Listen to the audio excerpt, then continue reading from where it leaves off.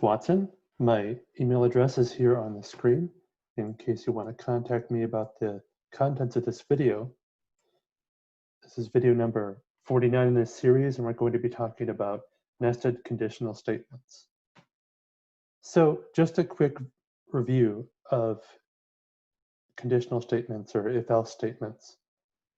I presented this, I guess you'd call it a little design document in video 5.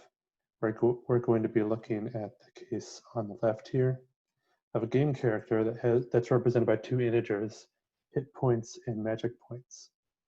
And we're going to print different messages if our game is over, if our hit points is 0 or below. So based on this, here we have a simple if-else statement, a simple conditional statement.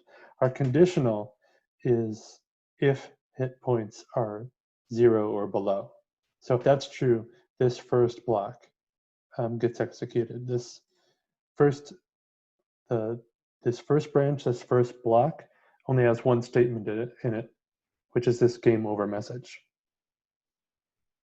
If that's not true, for the hit points are above 0, then the game is still going, and we just say a new day of adventure awaits. As you learned from the if-else video, the conditional video, that if each of our branches only has one statement, we can get rid of the curly braces. We don't need them. And so that's a convenience of C++, that if we have very simple branches, if-else branches, each only consisting of one statement, we can dispense with the curly braces. There might be cases when a simple if-else branch isn't sufficient to model a problem. We might have decisions that depend on earlier decisions. And in these cases, we can just place another conditional inside the first. And when we do this, this is called nested conditionals. So there's nothing special about this. We can put any code inside a code block, and including other code blocks. So we could have a code block within a code block and have even more code inside that more deeply nested code block. And so yeah, each time we put something inside another something, it's called nesting. And the innermost nested code blocks we say are more deeply nested. You may have already heard that terminology in this class before. So just a quick reminder, scoping rules apply for if-else blocks. It's like they do for any block. That means if you were to declare a variable in the if block or the else block, that variable would only have scope. You would only be able to modify it or access it within the scope of that one block. Going off of this design table here, obviously we're ending the game, if our hit points fall below 0. We're going to print messages about magic being low if magic is below 5. And we're going to remind the user if they die with enough points, magic points left over that could have prevented their death. And so it's always a good idea to just spend some time thinking about and designing your program before you start writing code.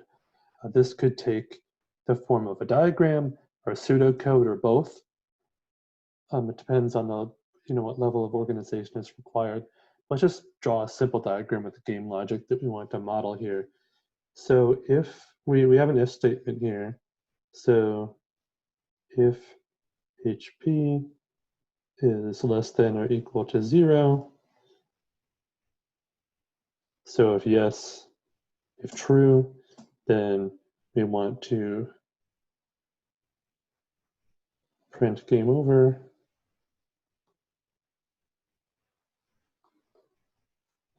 Then we have another conditional statement. So if MP is greater than or equal to 20, if that's true, then we want to print warning that they could have saved themselves. If false, then just print a consolation message. At least you tried. I'm sorry. However, if HP is above 0, this conditional is false, then we're going to sort of print a congratulations message. I cannot spell. And this branch also has a nested if statement within it. So if HP is below 5, then we're going to also print a warning here.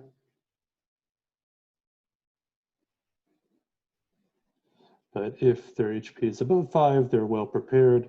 This conditional is false, then we're just going to print another congratulatory message.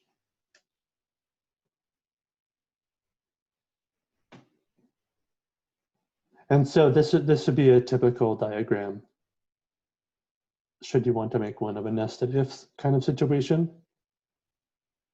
I've repeated this in pseudocode here. If you'd like to pause the video, I won't read through it line by line because we just went over all this logic. So this, I'm going to switch over to my code window here, is that we can take that same game logic, and I have here this entire branch is my game over branch right here. If HP is 0 or less. And so I have a nested if statement. If MP is above 20, then I'm warning them, hey, you could have healed yourself. And notice here I have the version of if, the construction where I do not have curly braces because there's only one statement inside the if or the else branch. On the, I guess you'd call it the continuation branch, the player alive branch, I'm printing, okay, a day of adventure awaits.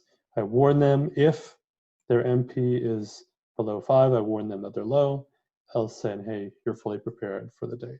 So I think you may or may not have covered arrays at this point, but I'll summarize. I've created 4 situations represented by HP and MP, 4 different combinations of those 2 stats. That they're dead and they have a lot of HP. I'm sorry, MP. They're dead and they have no MP. They're alive and they have little MP, and they're alive and they have a lot. And so we should, once I put this, I put this in a loop. I set HP and MP to each of these 4 scenarios, and I print each of those scenarios. So we can see that it does everything that a design document says. So I'm just going to go ahead and compile this with G++. And I'm going to run it. So these top messages up here are just the results of the if else statements I already showed you. But here we have the 4 scenarios. We have, we have dead with much HP. They print game over with the advice.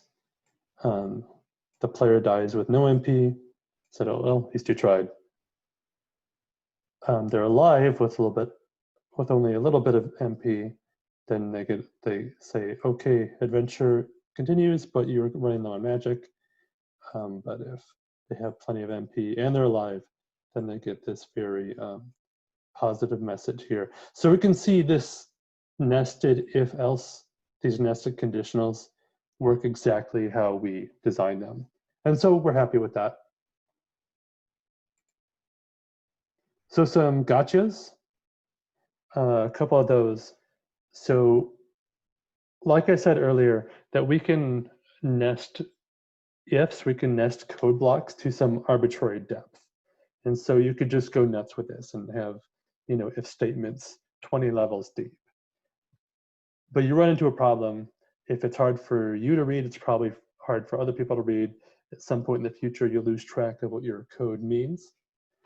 So if it's hard to read, then it's probably there's probably too many stacked ifs. So there's several fixes we can apply to this. We can create a variable whose values depend on these earlier decisions. For example, in each of these branching scenarios, we could have set a variable called low MP. Oops. This conditional is an MP test right here.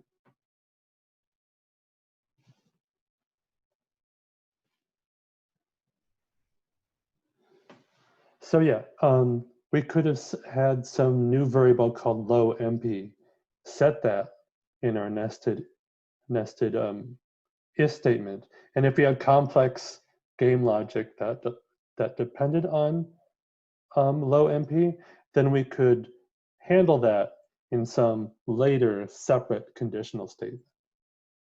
Another possible fix is if we have, complex inner logic, is to give each branch its own function.